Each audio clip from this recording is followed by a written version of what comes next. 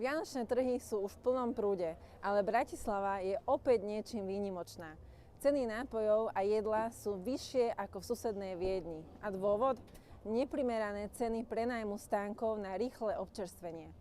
Ich cena sa podľa veľkosti a rôznych typov môže v Bratislave vyšplhať až 20 000 eur. A kto si túto vypočítavú matematiku primátora Vala a jeho ľudí odskáče? No predsa ľudia. Veď ceny jedla a nápojov narastli až o 15%.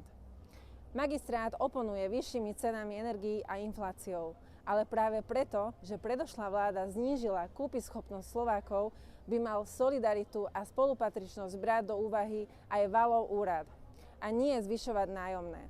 Vianočné trhy by mali byť výkladnou skriňou mesta. Napríklad v takej Žiline nájom za stánky oproti minulému roku nezvyšovali vôbec. Tak čo? Kam pôjdete vy na trhy? V Bratislave alebo si radšej spravíte výlet do Viedne?